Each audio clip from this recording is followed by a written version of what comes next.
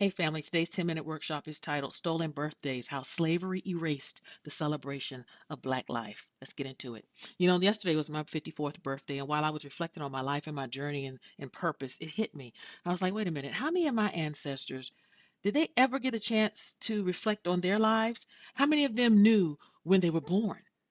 Never had any cake, never got a hug, never even heard a happy birthday. So this workshop is my way of honoring them and helping us all reclaim what was once stolen. There is a quote from the slave narratives that says, "The first time I ever heard of a birthday, I was 10. I asked my mistress, who was the white slave owner's wife, how old I was, and she just laughed." Mm, mm, mm. Were birthdays celebrated for the enslaved? This is a fact that during American slavery, birthdays were rarely, if ever, celebrated for enslaved people. You got to remember, slaveholders did not view enslaved black people as human beings. They were just property. So think about it today. When you buy furniture, do you care when you buy it and celebrate every year that you have it? No, because it's property, just like the enslaved African. Secondly, birthdays, names, and family lineages were not important in the eyes of the enslavers. They didn't care about who you were, what you come from. Hell, they didn't want us. You got to remember, the slaves could not maintain their language. They could not. They changed their name. They did everything. And see, that's what you do if you want to erase someone and that you make them forget who they were and what they come from. But that didn't succeed. We black people too resilient. We'll never forget. Thirdly, there were no cakes, there were no songs, there were no gifts. In fact, even this is very sad. Some enslaved children were actually sold on their birthdays. Mm, mm, mm. Secondly, did they know their real age or date of birth? Most, according to my research, most enslaved people did not know their exact date of birth, you all. Their ages were often estimated or recorded by their physical appearance, sort of like livestock. But again, what those ignorant white folk didn't know is that black don't crack.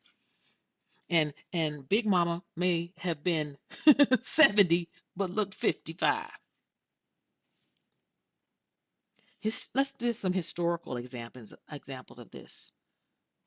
Oh no, I'm sorry. Let's go back. Their age, slaveholders kept records to benefit themselves, but not to preserve black identity. Because of course, it's inventory. You got to keep inventory, right? Before you know what you're going to sell, you know what you're going to keep.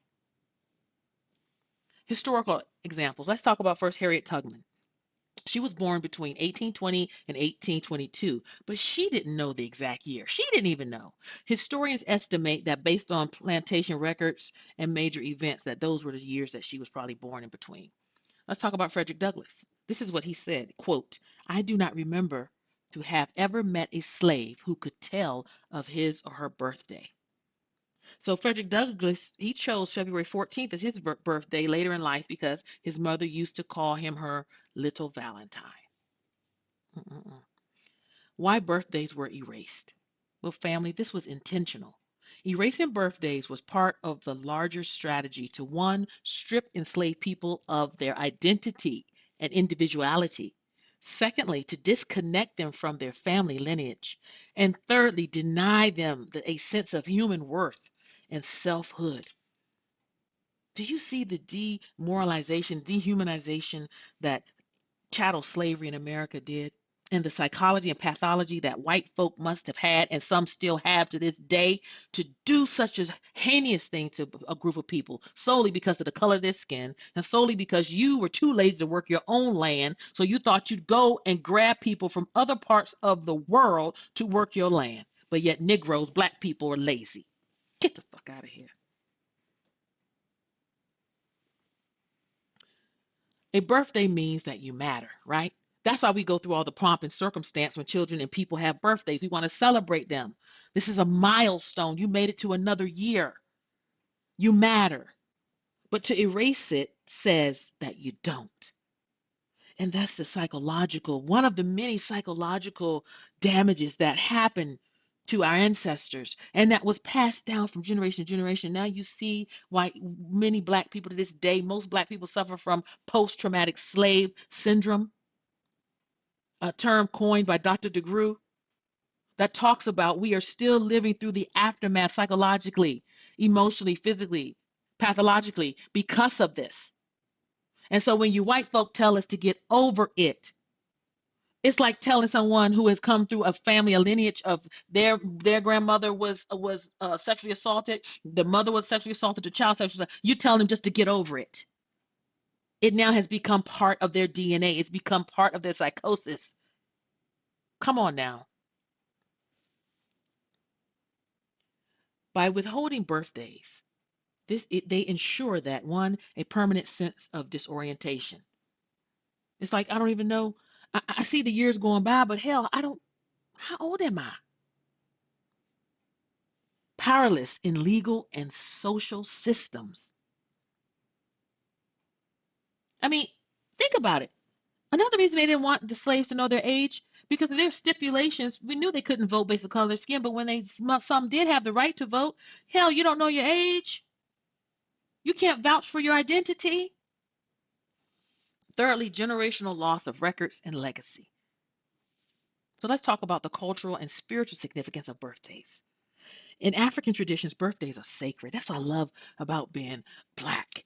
We're so rooted in our spirituality and divinity and the essence. It's just outstanding and amazing. And so our birthdays are sacred. They're markers of divine timing and ancestral purpose, y'all. Times of celebration, song, dance, and spiritual blessings. Slavery broke that connection. See, in Africa, that's celebration, time, dancing, celebrating. But slavery broke that connection. But we are the generation that can rebuild it. So we're going to reclaim the celebration. How are we going to do this? Celebrating your birthday is a revolutionary act, you all. And this revolution will be televised. We light candles, right? We throw parties. We reflect on our purpose. We say our birth date with pride. April 13th, 1971.